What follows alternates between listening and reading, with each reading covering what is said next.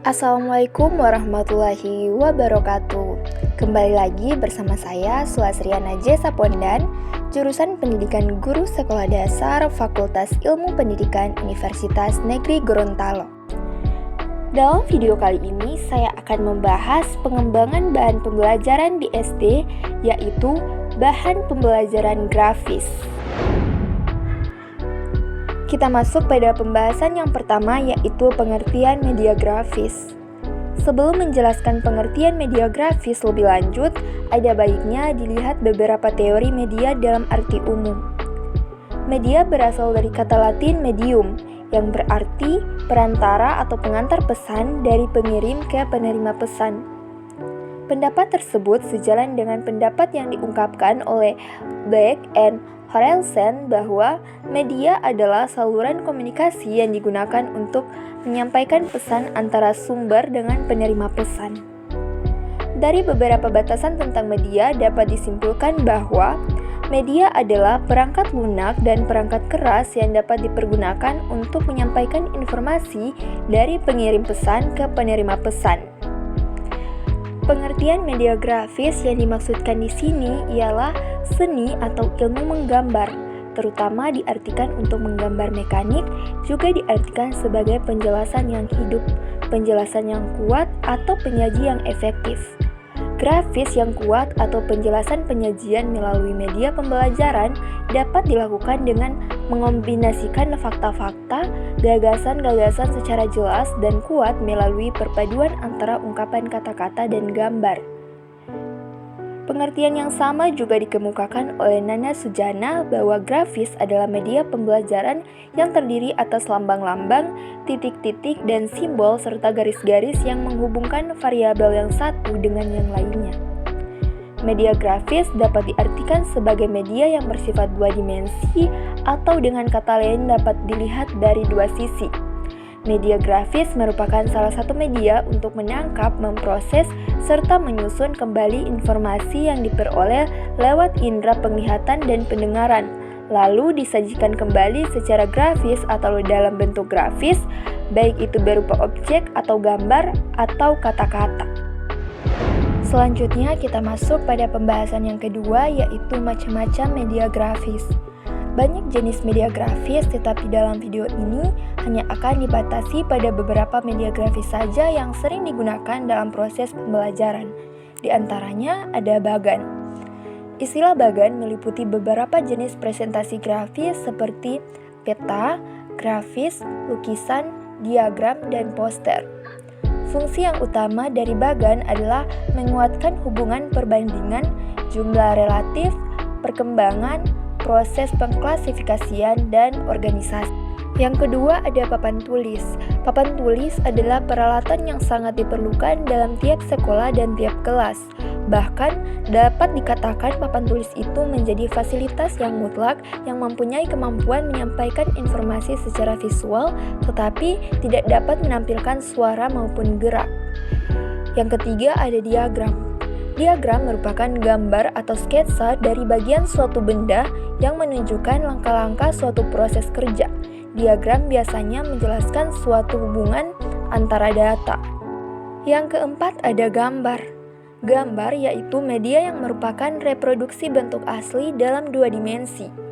Gambar adalah media yang paling umum yang dapat dimengerti dan dinikmati di mana-mana. Oleh karena itu, sebuah gambar dapat berbicara lebih banyak daripada 1000 kata. Senada dengan pendapat tersebut, penggunaan gambar dapat merangsang minat atau perhatian siswa. Gambar-gambar yang dipilih dan diadaptasi secara tepat dapat membantu siswa memahami dan mengingat isi informasi bahan-bahan verbal yang menyertainya. Selanjutnya atau yang kelima, peta dan globe. Yang dimaksud dengan peta ialah suatu penyajian visual atas permukaan bumi, sedangkan globe adalah model dari bumi atau sebagian bumi tiruan dalam bentuk yang kecil. Dengan begitu, dapat disimpulkan bahwa peta dan globe adalah alat yang biasanya dipergunakan dalam pembelajaran ilmu bumi. Oleh karena itu, tujuan penggunaan alat-alat tersebut senantiasa disesuaikan dengan tujuan pembelajaran. Yang keenam ada poster. Sajian kombinasi visual yang jelas, menyolok dan menarik dengan maksud untuk menarik perhatian orang yang lewat. Poster media yang kuat dengan warna serta pesan dengan maksud untuk menangkap perhatian orang lewat, tetapi cukup lama menanamkan gagasan yang berarti dalam ingatannya. Di masyarakat, poster lebih banyak digunakan untuk propaganda bisnis, sosial, dan penanaman nilai di masyarakat. Poster dalam pendidikan biasanya sengaja dipasang di lingkungan sekolah agar siswa dapat berperilaku positif, disiplin yang baik, dan memiliki pengetahuan tentang suatu hal. Yang ketujuh atau yang terakhir adalah papan flanel. Papan yang berlapis kain flanel juga menyajikan gambar atau kata-kata yang mudah ditempel dan mudah dilepas. Papan flanel adalah media grafis yang efektif untuk menyajikan pesan-pesan tertentu kepada sasaran tertentu pula. Papan berlapis kain flanel ini dapat dilipat sehingga praktis. Pembahasan selanjutnya yaitu penerapan media grafis dalam penggunaan pembelajaran. Penggunaan media grafis dalam pembelajaran dapat meningkatkan pemahaman, keterlibatan, dan motivasi siswa. Mereka memfasilitasi pemahaman yang lebih baik melalui visualisasi konsep, memperkaya materi pembelajaran, dan mendukung gaya belajar yang beragam. Penerapan media grafis dalam proses pembelajaran di kelas dapat membantu meningkatkan pemahaman siswa, meningkatkan keterlibatan, dan membuat pembelajaran lebih menarik. Dalam proses pembelajaran di kelas memungkinkan siswa untuk belajar dengan cara yang lebih visual dan lebih memperjelas konsep. Hal ini dapat membantu mempermudah pemahaman siswa dan meningkatkan retensi informasi dan membuat pembelajaran lebih menarik dan interaktif. Suatu media tentunya memiliki kelebihan dan kekurangan. Untuk itu kita masuk pada pembahasan selanjutnya yaitu kelebihan dan kekurangan media grafis. Betapapun baiknya sebuah media grafis, pasti memiliki kelebihan di satu sisi dan di sisi yang lain memiliki pula kekurangan. Untuk itulah, maka berikut ini akan diketengahkan kelebihan dan kekurangan dari media grafis yang dapat diidentifikasi dari pendapat sejumlah ahli dalam bidang media grafis.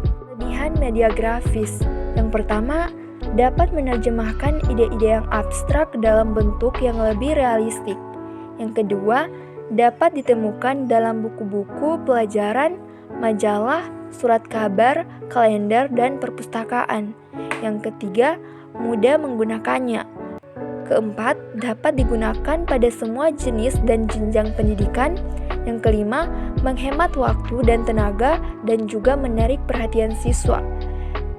Selanjutnya, harganya lebih relatif murah daripada jenis-jenis media pengajaran lainnya. Ketujuh, dapat mengatasi keterbatasan waktu dan ruang. 8. Dapat mengatasi kekurangan daya maupun panca indera manusia. Kesembilan, sifatnya konkret dan lebih realistis. Dan yang ke-10 atau yang terakhir, dapat memperjelas suatu masalah sehingga dapat membetulkan kesalahpahaman. Kita lanjut pada kekurangan media grafis. Yang pertama ada kadang-kadang ukurannya terlalu kecil untuk digunakan pada kelompok siswa yang cukup besar.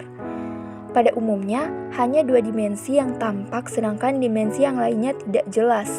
Yang ketiga, tidak dapat memperlihatkan suatu pola gerakan secara utuh. Yang keempat, tanggapan bisa berbeda-beda terhadap gambar yang sama. Yang kelima, sulit dipahami oleh siswa yang tingkat usia dan pendidikannya masih rendah. Selanjutnya, membutuhkan pengetahuan yang cukup dan keterampilan yang khusus dari guru. Yang ketujuh, tidak cocok bila dipergunakan dalam kelas yang luas serta pembelajaran kelompok besar. Kedelapan, sukar untuk melukiskan bentuk sebenarnya yang berdimensi 3 dan tidak memperlihatkan gerak seperti halnya gerakan hidup. Yang kesembilan, terlalu menekankan pada persepsi mata juga kemungkinan kelas akan penuh dengan gambar. Dan yang terakhir, gambar benda terlalu kompleks, kurang efektif untuk kegiatan pembelajaran. Sekian video kali ini, semoga video ini dapat bermanfaat.